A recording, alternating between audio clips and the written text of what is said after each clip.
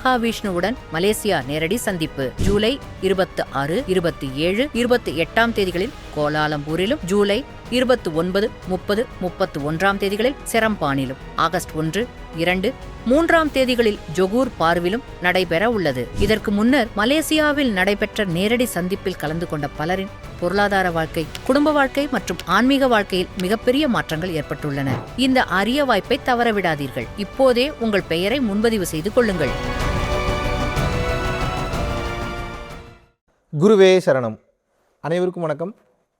பெரும்பாலான மனிதர்கள் இன்றைக்கி கஷ்டப்படக்கூடிய விஷயம் என்னென்னா, செய்கிற வேலையில் எப்படி நான் ஃபோக்கஸ் பண்ணி செய்கிறது, எப்படி ஒரு இடத்த நான் ஃபோக்கஸ் பண்ணுறது அப்படின்றதுல பெரிய சந்தேகம் இருக்குது. அதை பற்றி தான் இன்றைக்கி விரிவாக பார்க்க போகிறோம். ஏன் ஃபோக்கஸ் பண்ணி பண்ணணுன்றதை முதல்ல சொல்லிடுறேன், அப்புறம் எப்படி ஃபோக்கஸ் பண்ணுறதுன்றதை அப்புறம் சொல்கிறேன்.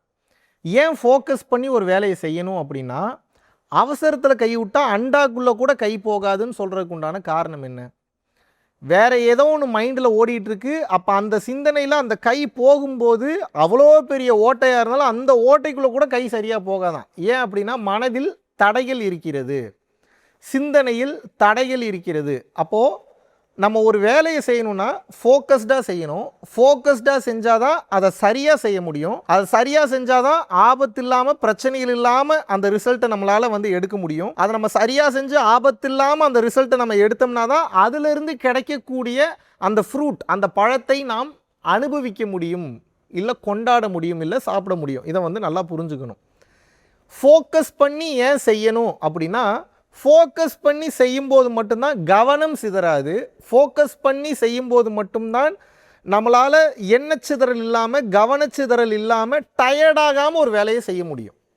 நீங்கள் எப்போ ஃபோக்கஸ் பண்ணி செய்கிறீங்களோ, எந்த வேலையை செஞ்சாலும், ஈவன் இப்போ நான் இந்த கையை இங்கேருந்து இப்போ இப்படி நான் நகர்த்துறேனாவே பார்த்து தான் நகர்த்தணுன்றது இல்லை. அந்த ஃபோக்கஸ், அந்த புரிதல், அந்த அண்டர்ஸ்டாண்டிங், அந்த கவனத்தோடு, பார்க்காமையே கூட கவனம் வைக்கலாம், அந்த கவனத்தோடு நான் நகர்த்தும் போது எனர்ஜி லாஸ் ஆகலை, எனர்ஜி கெயின் ஆகுது. இதுதான் பேசிக் கான்செப்ட். இதை புரிஞ்சுக்கணும். ஃபோக்கஸ் இல்லாமல் செய்யக்கூடிய ஒவ்வொரு வேலைகளும் உங்களுக்கு எனர்ஜியை லாஸ் பண்ணுது. ஃபோக்கஸோடு செய்யக்கூடிய ஒவ்வொரு வேலைகளும் உங்களுக்கு எனர்ஜியை கெயின் பண்ணுது. அப்படின்னா என்ன அர்த்தம்னா, காலையிலேருந்து சாயந்தரம் வரைக்கும் நான் கவனம் இல்லாமல் ஒரு வேலையை செய்ய செய்ய செய்ய செய்ய சீக்கிரம் டயர்டாயிடுறேன், வெறுத்துடுறேன், வாழ்க்கையை டென்ஷன் ஆகிடுது. அந்த வேலையை அப்புறம் செய்யவும் பிடிக்காது. அப்புறம் ஏன்டா பண்ணுறன்ற மனநிலைக்கு போயிடுவீங்க. உங்களுக்கே உங்களை பிடிக்காமல் போயிடும் உங்கள் வாழ்க்கையை. இதுவே நீங்கள் ஃபோக்கஸ் பண்ணி ஃபோக்கஸ்டாக ஒரு வேலையை செய்ய செய்ய செய்ய செய்ய எனர்ஜி ட்ரெயின் ஆகாது, எனர்ஜி கெயின் ஆகும். எப்போ எனர்ஜி கெயின் ஆகுதோ அதில் ஒரு சுகம் இருக்குது. அது உங்களுக்கு புரியலை. ஃபோக்கஸ் பண்ணி செய்யும்போது ஒரு ஜிவ்வுன்னு ஒரு எனர்ஜி ஒன்று ரைஸ் ஆகும். அது உங்களுக்கு புரியாது. அது நீங்கள் ஃபோக்கஸ் பண்ணி பண்ண தான் அந்த போதையை நீங்கள் அனுபவிக்க முடியும். ஒவ்வொரு போதைப் பொருள்களும் எப்படி உங்களுக்கு ஒரு போதையை கொடுக்கிறதோ, அதுபோல் கவனித்து செய்யும்போது அது இறை போதையை கொடுக்கிறது. அந்த இறை போதையை நீங்கள் கவனித்து செஞ்சு பழகிட்டீங்கன்னா அப்புறம் ஃபோக்கஸ் இல்லாமல் எந்த வேலையும் செய்கிறதுக்கே உங்களுக்கு பிடிக்காது. இதனால தான் கவனித்து செய்யுங்கன்னு சொல்கிறேன். அப்போ இதில் இருக்கிற பெனிஃபிட் என்னென்னா, ஃபுல்லஸ்ட் ரிசல்ட்டை நம்மளால் பார்க்க முடியும். எனர்ஜி லாஸ் ஆகாது, கெயின் ஆகிட்டே இருக்கும். பயிற்சி நிலைகளில் இருந்தாலும் சரி, இல்லை சராசரி வாழ்க்கையை வாழ்ந்தாலும் சரி, ஃபோக்கஸ் பண்ணி செய்கிறது தான் ஆக்சுவலாக தியானமே, அதுதான் தவமே. நம்ம டெய்லி 1 மணி நேரம் உட்காந்து தவம் பண்ணுறது எதுக்காகனா, உட்காந்து மட்டும் தவம் பண்ணுறதுக்கு இல்லை, வாழ்க்கையில் நான் செய்யக்கூடிய வேலையவே நான் தவமாக மாற்றிக்கிறதுக்கு தான் அந்த பயிற்சி பண்ணுறேன். இப்போ நான் புருவமத்தி கவனம் நான் இப்போ உட்காந்து பயிற்சி பண்ணுறேன்னு வச்சுக்கோங்க. ஏன் இங்கே நான் புருவமத்தி கவனத்தை வச்சு பழகிறேன்னா, இங்கே கவனம் வைக்க வைக்க மனம் அங்கங்கே ஓட தான் செய்யும். அது அதனுடைய இயல்பு. ஆனால் எல்லாருக்கும் என்ன நினைப்பு, நான் உட்கார்ந்த உடனே எனக்கு புருவ மத்தியத்தில் கவனம் ஓடாமல் நின்றணும்னு நினைக்கிறீங்க. அது எப்படி நிற்கும்? அப்படி நீங்கள் நின்றுட்டிங்கன்னா சித்தராயிட்டீங்கன்னு அர்த்தம். பல மணி நேரம் வேணாம், ஒரு 5லேருந்து 10 நிமிஷம் நிறுத்திட்டீங்கன்னா உங்களால் பண்ண முடியாத சித்து வித்தைகள்லாம் பண்ண முடியும். பெரிய பெரிய சித்துக்களை உங்களால் நிகழ்த்த முடியும். ஏன்னா மனம் அலைபாயாமல் ஒரு இடத்துல நிறுத்திட்டீங்கன்னா அதை தாண்டி ஒன்று இல்லைங்கிறார் அகத்தியர். மனமது செம்மையானால் மந்திரம் ஜபிக்க வேண்டாம், மனமது செம்மையானால் வாசியை நிறுத்த வேண்டாம், மனமது செம்மையானால் வாயுவை உயர்த்த வேண்டாம், மனமது செம்மையானால் மந்திரம் செம்மையாமே. மனம் பக்குவப்பட்டு நின்றுச்சுன்னா அதுக்கப்புறம் அதை தாண்டி ஒரு மந்திரம் இல்லை, அதுதான் மந்திரம்ங்கிறார். அப்போ அவ்வளோ சீக்கிரம் மனம் நிற்குமா? அப்புறம் அவ்வளோ சீக்கிரம் நம்ம புருவ மத்தியத்துலேயோ இல்லை சகசிரத்துலேயோ ஆடாமல் அசையாமல் ஒரே இடத்துல கொண்டு வந்து நிறுத்த முடியுமா? இந்த உலக இயக்கத்திற்கு மனம் வேண்டும், புரிந்து கொள்ளுங்கள். வேணுங்கிறப்ப மனசை செயல்படுத்தணும், வேணான்றப்ப நிறுத்தக்கூடிய வித்தையை தான் நீங்கள் கற்றுக்கணுமே தவிர டோட்டலாக மனசை நிறுத்திட்டீங்கன்னா ஜீவசமாதி நிலையை அடைந்து விடுவீர்கள். அப்போ இந்த உலகியல் இயக்கத்தில் உங்களால் இருக்க முடியாது. போகர் அப்படித்தான் பல வித்தைகளை பண்ணார். வாழ்க்கையோட உண்மையை தெரிஞ்சுட்டு அந்த மனசை நிறுத்தி கற்றுக்கிட்டதுக்கப்புறம் பல சித்து வேலைகளை பண்ணார். ஆனால் சமாதி அடைகிறதுக்கு முன்னாடி வரைக்கும் இந்த உலகத்தை எக்ஸ்ப்ளோர் பண்ணிவிட்டு பல அனுபவங்களை பெற்றுட்டு தான் அப்புறம் உயர்ந்த நிலைக்கு சமாதி நிலைக்கு போகிறாரு, ஒளி உடல் நிலைக்கு போகிறாரு. பல சித்தர்கள் அந்த நிலையில் தான் இருந்தார்கள். ஈவன் திருமூலரும் அந்த நிலையில் தான் இருந்தார். அப்போ என்னன்னா, மனதை நிறுத்தி கற்றுக்கொள்ளக்கூடிய அந்த வித்தையை முதலில் கற்றுக்கொள்ள வேண்டும். நிறைய பேருக்கு என்ன கேள்வி, நிற்கவே மாட்டேங்குதுங்கன்றீங்க. அது நிற்காதுங்க, அவ்வளோ சீக்கிரம் நிற்காது. உங்கள் வேலை சொன்ன பயிற்சி கரெக்டாக செய்கிறது மட்டும்தான். நீங்கள் செஞ்சுக்கிட்டே இருங்க. போக போக போக போக போக போக அந்த கேப் அதிகமாகிட்டே போகும். மனதை நிறுத்தக்கூடிய கேப் அதிகமாகிட்டே போகும். மனதை அடிக்கடி நிறுத்தி பழகிட்டிங்கன்னா அது தேவையில்லாத பய உணர்வுகளை உங்களுக்கு கொடுக்கும். அது நீங்கள் கொஞ்சம் கொஞ்சமாக பழகணும். ஒரே அடியாக மனசை நீங்கள் நிறுத்திட்டீங்கன்னா கோமா ஸ்டேஜ் பேஷண்ட் மாதிரி ஆயிடுவீங்க. அப்புறம் இயக்கமற்ற நிலைக்கு போயிடுவீங்க. அப்போ அதை தாங்கி கொள்ளக்கூடிய பக்குவம் வராது. அதனால தான் கொஞ்சம் கொஞ்சமாக மனதை நிறுத்தி பழக வேண்டும். அப்போ புருவமத்தி கவனிச்சும் மனதை நிறுத்துறது ஒன்று தான். ஒரு வேலையை நான் செய்யும்போது கவனித்து செய்வதும் மனதை நிறுத்துவது தான். ஒரு சின்ன எக்ஸாம்பிள் சொல்கிறேன். இப்போ நான் இந்த பொருளை இங்கேருந்து நான் இப்போ எடுக்கணும்னு வச்சுக்கோங்க. இதை நான் கவனித்து எடுக்கும்போது, இப்போ பாருங்கள், இதை நான் கவனித்து எடுத்தேன், டக்குன்னு ஒரு ஃப்ராக்ஷன் ஆஃப் செகண்ட்ஸில் ஜிவ்வுன்னு ஒரு எனர்ஜி ஒன்று மேலே ஏறிச்சு. அது ஒரு சின்ன போதை நிலையே கொடுக்குது, இறை போதை நிலையே கொடுக்குது. இப்போ மறுபடியும் நான் கீழே வைக்கும்போது கவனித்து வைக்கிறேன். கவனித்து வைக்கும்போது பாருங்கள், மறுபடியும் அந்த நிலையை நான் போகிறேன். பட் அந்த ஆனந்த நிலை அப்படியே கிடச்சிருச்சு, மறுபடியும் நியூட்ரல் ஆயிடுச்சு. இப்போ நான் இதே ஸ்டேட்லேயே ஒவ்வொரு வேலையும் நான் கவனித்து பண்ணுறேன்னா ஒரு கட்டத்திற்கு மேலே அந்த இன்டாக்சிகேட்டட்னு சொல்லுவாங்க. இன்டாக்சிகேட்டட்னா மயக்க நிலை, போதையினால் மயக்கம் அடைந்த நிலை. But not with external substances. எந்தவித எக்ஸ்டர்னல் சப்ஸ்டன்ஸும் இல்லாமல் நீங்கள் கவனத்திலேயே அந்த மயக்க நிலைக்கு, போதை நிலைக்கு போகிறீங்க. அதுக்கு பேர் தான் இறை போதை. அந்த இறை போதையை தான் நீங்கள் அனுபவிக்கணும். அதில் தான் அந்த இறைத்தன்மை இருக்கிறது. அதனால தான் ஒவ்வொன்றையும் கவனித்து பண்ணுங்கன்னு சொல்கிறது. கவனித்து ஒரு வேலையை செய்யுங்க, கவனித்து பேசுங்க, கவனித்து சிந்திங்க, கவனித்து விளையாடுங்க. ஏன் கவனம் செலுத்த சொல்கிறேன்னா, ஏன் ஃபோக்கஸ் பண்ண சொல்கிறேன்னா, அந்த ஃபோக்கஸ் தான் அந்த கவனம். கவனிக்கும் போது தான் மனம் ஓடாமல் ஒரு இடத்துல நிற்கும். இப்போ நான் இதை எடுக்கும்போது நான் அடுத்து எங்கே போகணுன்ற எண்ணம் இப்போ ஓடுச்சுன்னு வச்சுக்கோங்க. இது வழக்கமாக நீங்கள் இப்படி தான் பழகிருப்பீங்க. உங்கள் மைண்டுகிட்ட சொல்லணும், அது முக்கியம் இல்லை, இப்போ இதுதான் முக்கியம், இதை கவனின்னு சொன்னீங்கன்னா மறுபடியும் கவனம் இங்கே வந்துடும். இது உடனே வராது, கொஞ்சம் கொஞ்சமாக பழக வேண்டும். ஒரு வேலையை செய்யும்போது மனம் ஆட்டோமேட்டிக்காக வேறு எதையா யோசிச்சுட்டு இருக்கும், ஊர் மேய்ஞ்சிட்டு இருக்கும். இந்த ஊர் மேய்ஞ்சிட்டு இருக்கக்கூடிய மாட்டை மறுபடியும் கொண்டு வந்து எந்த இடத்துல இருக்கீங்களோ அந்த இடத்துல கொண்டு வந்து நிறுத்து, அங்கே மாட்டை கட்டணும். நீங்கள் ஏய் இஷ்டத்துக்கு சுத்தாத வா இங்கே அப்படின்னு சொல்லி இழுத்து கொண்டு வந்து ஆரம்பத்திலிருந்தே பழக வேண்டும். ஒரு நாள், 2 நாள், 1 வாரம், 2 வாரம், 1 மாதம், 2 மாதத்தில் இது நிகழ்வது அல்ல. வருடக்கணக்கில் நீங்கள் ப்ராக்டிஸ் பண்ணிங்கன்னா தான் இதில் உச்சகட்ட நிலையை பார்க்க முடியும். இதை பண்ணிட்டீங்கன்னா இதை தாண்டி லைஃப்பில் பண்ணுறதுக்கு ஒன்றும் இல்லை, அவ்வளோதான், கடவுளாக மாறிட்டீங்கன்னு அர்த்தம். உட்காந்து 1 மணி நேரம் பயிற்சி பண்ணும்போதே எவ்வளோ நேரம் நம்ம ஃபோக்கஸ்டாக இருப்போம்னு தெரியல அப்படின்னா, நீங்கள் வாழ்க்கையவே பயிற்சியாக மாற்றிட்டீங்கன்னா அதை தாண்டி ஒரு பயிற்சி இல்லை. சொல்லும் சொல் சித்தியாகும், வாக்கு பலிதமாகும், நீங்கள் கொடுக்கக்கூடிய விஷயம் நடக்கும், நீங்கள் சொன்னீங்கன்னா நடக்கும், தொட்டிங்கன்னா ஹீல் ஆகும். காரணம் என்ன? உங்கள் வாழ்க்கையை வாழும்போதே தவமாக மாற்றிட்டீங்க. ஒரு விஷயத்தை ஃபோக்கஸ் பண்ணி நான் செய்யணும்னு நினைக்கும் போது மனம் ஓடும். மனம் ஓடுச்சுன்னா எனர்ஜி லாஸ். ஒரு வேலையை நான் செய்யும்போது மனம் ஓடுறத நான் இழுத்துக்கொண்டு இந்த வேலையில் கவனம் வை, புரிஞ்சுக்க, அந்த குழந்தைக்கு சொல்லி கொடுத்து பழகணும். அந்த மனசுக்கு சொல்லி கொடுத்து பழகிட்டீங்கன்னா இங்கே வா, இதுதான் முக்கியம், இப்போ நமக்கு வாழ்க்கை இங்கே தான் இருக்குது, நீ எங்கேயோ சுற்றிட்டு இருக்காத. நீங்கள் கேஷுவலாக உட்காந்து மற்ற நேரம் யோசிக்கிறீங்க, உங்கள் எண்ணம் ஓடுதுன்னா மற்ற நேரம் பிரச்சனை இல்லை. ஏதோ ஒரு செயலை செய்யும்போது கவனித்து செய்ய வேண்டும், ஃபோக்கஸ் பண்ணி செய்யணும். அப்போ கவனித்து ஃபோக்கஸ் பண்ணி ஒரு செயலை நான் செய்யும்போது அந்த ஆனந்த நிலை கிடைக்கிறது. அப்போ கவனித்து ஒவ்வொரு வேலையும் நான் செய்ய ஆனந்த நிலையில் நான் ரீட்டைன் ஆகிட்டே இருக்கேன். அந்த இன்டாக்சிகேஷன் போகும்போது ஃபுல் ஃபோக்கஸில் இருப்பீங்க. மயக்க நிலை அப்படின்னா நீங்கள் மயங்கி விழுந்துருவீங்க, நான் சொல்ல வரல. ஃபுல் ஃபோக்கஸாக இருக்கும், கிறிஸ்டல் கிளியராக இருக்கும். சராசரி நிலையை விட அதிகமான உயர்ந்த நிலையில் இருப்பீங்க, இறைநிலையில் இருப்பீங்க. எல்லாமே புரியாததெல்லாம் வேறு லெவலில் புரியும். அந்த நிலையில் இருக்கும்போது பிறர் மனதை படிக்க முடியும், பலருடைய எண்ணங்களை புரிந்து கொள்ள முடியும், அவங்க என்ன நோக்கத்துக்காக வந்திருக்காங்கன்றது உங்களுக்கு எளிமையாக தெரியும். அப்போ நீங்கள் முடிவு பண்ணிக்கலாம், இந்த விஷயம் நம்ம லைஃப்பில் நடக்கணுமா வேணாமான்னு நீங்கள் நினச்ச அந்த முடிவுகளை எடுக்கலாம். ஆல்ரெடி நான் சொன்னது போல் ஒரு சில விஷயத்தை வாண்டடாக இது நம்ம கடந்து தான் போகணுன்னா அதை ஏற்றுப்பீங்க. ஒரு சில விஷயத்தை இது வேண்டாம் நம்ம கடந்து போயிடும் அப்படின்னா அதை நடக்க விடாமல் உங்களால் தடுக்க முடியும். ஸோ உங்களால் நீங்கள் முடிவு பண்ணலாம், இந்த அனுபவம் எனக்கு வேணும், இந்த அனுபவம் எனக்கு வேணான்ற அந்த தன்மையை நீங்கள் முடிவு செய்ய முடியும். அப்போ ஏன் ஃபோக்கஸ் பண்ண சொல்கிறது அப்படின்னா, நீங்கள் ஃபோக்கஸ் பண்ணும்போது தான் அந்த ஆனந்த நிலை அற்புதமாக உங்களுக்குள் கிடைக்கிறது. உட்கார்ந்து பயிற்சி பண்ணுறது எதுக்குன்னா, உட்கார்ந்து பயிற்சி பண்ணி அப்படியே சமாதி ஆகிறதுக்கு இல்லை. உட்கார்ந்து பயிற்சி பண்ணி கற்றுக்கிறதும், நேரடியாக ஒவ்வொரு வேலையை செய்யும்போது மனம் ஓடும் போது இங்கே வா அப்படின்னு சொல்லி அந்த மாட்டை கட்டி கொண்டு வந்து மறுபடியும் அந்த முளைக்குச்சியில் கொண்டு வந்து கட்டுறீங்கல்ல, எங்கே இருக்குதோ அங்கே வா, நீ எங்கே ஓடுற இங்கே வா, உங்கள் மைண்டை நீங்கள் தான் ஃபோக்கஸ் பண்ணி மறுபடியும் இழுத்துட்டு போகணும். இதுக்கு முதல்ல நீங்கள் உங்களை கவனிக்கணும். நீங்கள் செய்யும்போது மனம் இஷ்டத்துக்கு தறிகட்டு ஓடும்போது அதை கவனிக்காமல் செய்யக்கூடிய வேலையை நீங்கள் கவனிக்கும்போது, அந்த வேலையில் நீங்கள் முழுதாக நீங்கள் ஃபோக்கஸ் பண்ணும்போது அந்த ஆனந்தமும் கிடைக்கிறது. அந்த வேலையை நீங்கள் கவனிக்கும் போது உள்ளுக்குள் ஆற்றல் உற்பத்தி ஆகிறது. இதனால தான் சித்தர்கள், யோகிகள், பெரும்பாலான ஞானிகள்லாம் வேலையை செய்ய நிறைய வேலையை செய்கிற மாதிரி இருக்கும். ஆனால் எனர்ஜி லாஸ் ஆகாது, கெயின் ஆகிட்டே இருக்கும். நிறைய பேர் என்கிட்ட இதுதான் கேட்குறீங்க, ஃபேஸ் எப்படி இவ்வளோ பிரைட்டாக இருக்குது, நீங்கள் உட்காந்து ரொம்ப நேரம் தவம் பண்ணுறீங்களா ஒரு நாளில், எப்படி நீங்கள் இவ்வளோ வேலை செய்கிறீங்க, இவ்வளோ தூரம் ட்ராவல் பண்ணுறீங்க, இன்றைக்கி ஒரு நாடுன்றீங்க, நாளைக்கு ஒரு நாடுன்றீங்க, நாடாக சுற்றுறீங்க, ட்ராவல் பண்ணிக்கிட்டே இருக்கீங்க, ஏன் உங்களுக்கு டயர்டே ஆக மாட்டேங்குதுன்னா ஃபோக்கஸ். வேலை செஞ்சு நீங்கள் டயர்ட் ஆகிறதுல புரிஞ்சுக்கோங்க. நீங்கள் எதில் டயர்ட் ஆகுறீங்கன்னா ஃபோக்கஸ் பண்ணுறதுல தான் நீங்கள் சரியாக பண்ணாதனால டயர்ட் ஆகுறீங்க.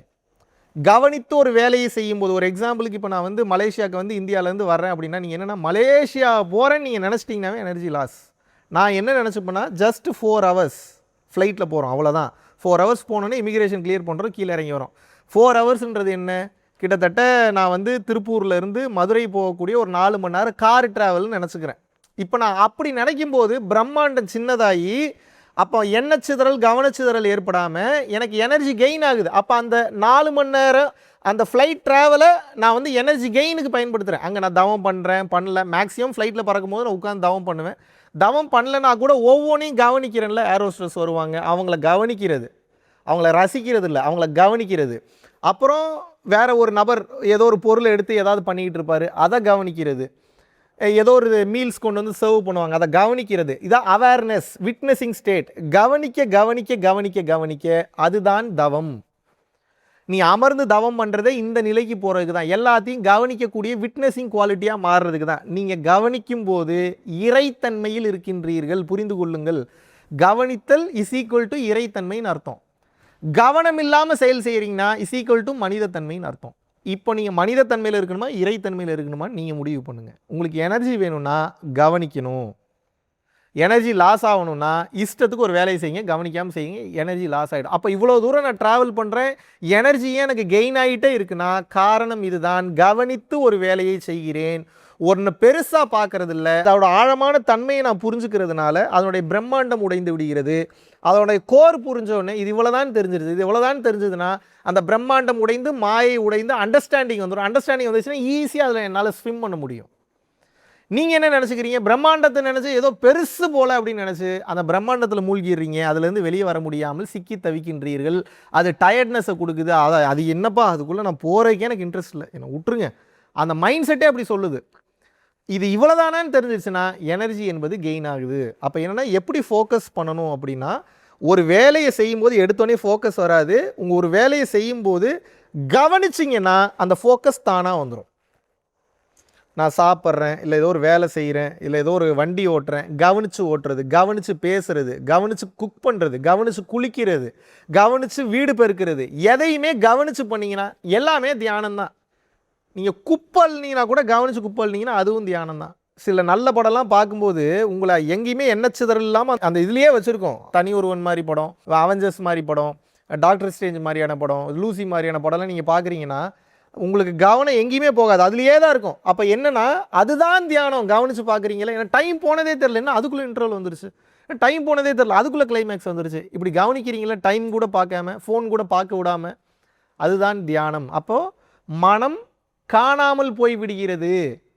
வேறு எந்த சிந்தனையும் இல்லாமல் மனம் காணாமல் போயிடுறதுனால மனம் லயித்து அந்த ப்ரெசண்ட்டில் இருக்கும்போது, முழு கவனத்தில் இருக்கும்போது கால நேரத்தை கடந்து விடுகிறீர்கள். இதுதான் சிவநிலை.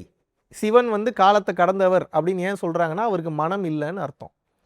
மனதை புரிந்து கொள்ளக்கூடிய ஆற்றல் உண்டு, மனதை கடந்தவர். அப்போ நீங்கள் தான் சிவன், நீங்கள் தான் சிவம். அப்போ எப்போ சிவன் ஆகுறீங்கன்னா மனதை கடந்த நிலைக்கு போகும்போது சிவம் ஆகிறீங்க, காலத்தை கடந்த நிலைக்கு போயிடுறீங்க. இப்போ நீங்கள் காலத்தை கடக்கிறீங்க எப்போன்னு உங்களுக்கு எக்ஸாம்பிள் தான் இப்போ சொன்ன படம் பார்க்கும்போது அந்த காலத்தை பைபாஸ் பண்ணுறீங்க பாருங்கள். டைம் போனதே தெரிலன்றீங்கல்ல. இப்போ என்னோடய வீடியோஸ் ஒரு சில வீடியோ பார்க்கும்போது என்ன அதுக்குள்ளே 1 hour பார்த்துட்டேனா, என்ன அதுக்குள்ளே 30 minutes ஓடிடுச்சான்றீங்கல்ல. ஏன்னா அந்த ஃபுல் ஃபோக்கஸ் அதுலேயே இருக்கும்போது காலத்தை கடந்துடுறீங்க, மனமற்ற நிலைக்கு போயிடுறீங்க, மற்ற சிந்தனைகள் இல்லாத தன்மைக்கு போயிடுறீங்க, முழு உள்வாங்குதலில் இருக்கீங்க, முழு கவனிக்கும் தன்மையில் இருக்கீங்க, சிவமாக இருக்கின்றீர்கள்.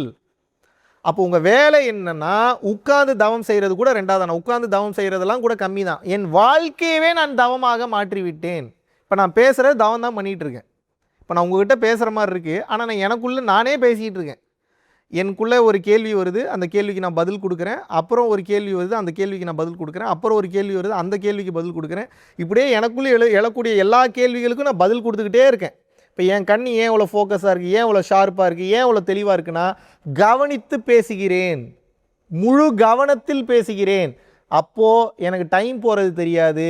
எப்படி 2 மணி நேரம் 3 மணி நேரம் கிளாஸ் எடுக்க முடியுதுன்னா கவனித்து பேசுகிறேன்.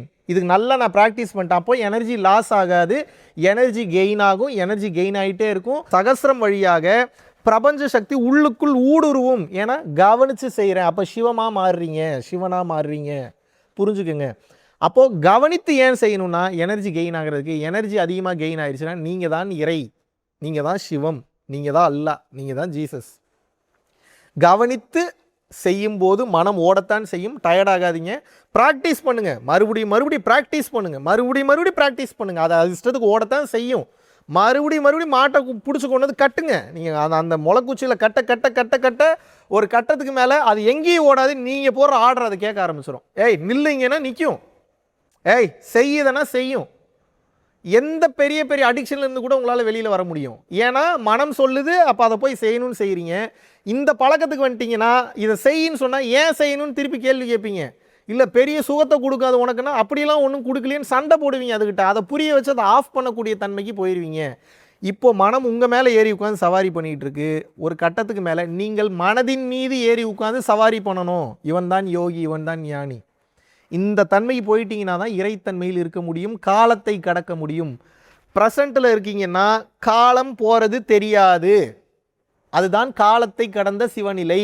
அந்த நிலையில் நீங்கள் இருந்து பழகிறதுக்கு தான் இத்தனை பயிற்சியும். ஆரம்பத்தில் அகத்தியர் பாட்டு சொன்ன மாதிரி மனம் அது செம்மையானால் மந்திரம் செம்மையாமே. மனம் பக்குவப்பட்டுருச்சுன்னா அதுக்கப்புறம் வாசி யோகம் வேணாம், குண்டலினி யோகம் வேணாம், ஒரு யோகமும் வேணாம். நீங்கள் தான் மனசை பக்குவப்படுத்திட்டீங்களே. ஓடுற மனசை கொண்டு வந்து ப்ரெசென்ட்டில் நிறுத்தி கற்றுக்கிட்டீங்களே. இதனால தான் ப்ரெசென்ட்டில் இருன்றாங்க. இந்த ப்ரெசென்ட்டில் இருந்துட்டிங்கன்னா இறைவனாக இருப்பீர்கள். சொல்லக்கூடிய வாக்கு இறை வாக்கு. நீங்கள் சொல்கிற கமெண்ட் தான் இந்த பிரபஞ்சம் வந்து ஒபே பண்ணும். இப்போ ஃபோக்கஸ் பண்ணுறதுல கிடைக்கக்கூடிய பெனிஃபிட்டையும் எப்படி ஃபோக்கஸ் பண்ணுறதுன்றதை பார்த்துட்டிங்க. இதில் எங்கே மிஸ்டேக் வரும்னா நமக்கு எல்லாம் தெரிஞ்சிருச்சுன்னு சொல்லி உங்கள் மைண்ட் உங்களை ஏமாற்றி மறுபடியும் பழைய குழியில் தள்ள பார்க்கும்.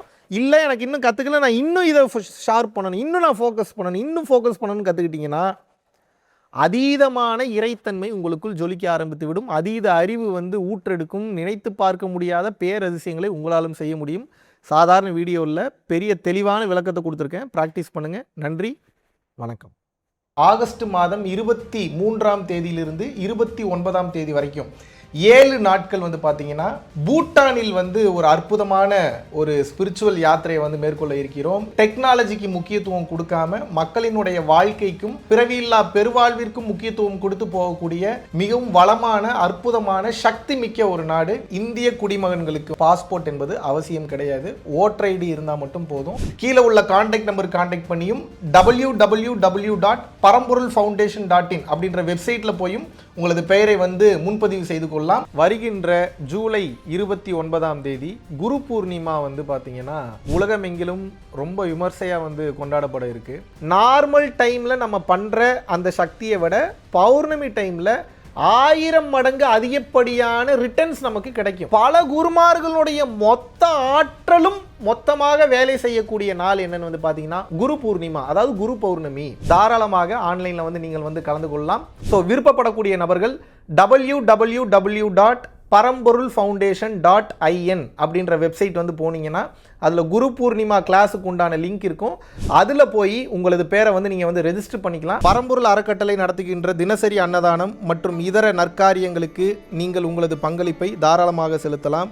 இதனால் என்னென்ன பலன்கள் கிடைக்கும் என்றால், தரித்திர தோஷம் விலகுகின்றது, அன்னக்குறைவு தோஷம், பித்ரு தோஷம், கர்ம தோஷம், பாவதோஷம் மற்றும் கிரகங்களினால் ஏற்படக்கூடிய தோஷங்களின் தீவிரமும் குறைகின்றது. மனக்குழப்பம் மற்றும் எதிர்மறை எண்ணங்கள் விலகுகின்றது. குடும்ப கலகங்கள், தொழில் தடைகள், பணத்தடை, கல்வித்தடை, திருமணத்தடை, சந்தானத்தடை, நோய் தொடர்பான கர்மபாரம் முற்றிலும் வந்து தீருகின்றது. ஆகையினால் இந்த பரம்பொருள் அறக்கட்டளை நடத்துகின்ற எல்லா விதமான நற்காரியங்களிலும் உங்களது பங்களிப்பை வந்து செலுத்துவதற்கு கீழே கொடுக்கப்பட்டுள்ள வங்கி கணக்கிற்கு தாராளமாக நீங்கள் வந்து பணம் அனுப்பலாம். நன்றி, வணக்கம்.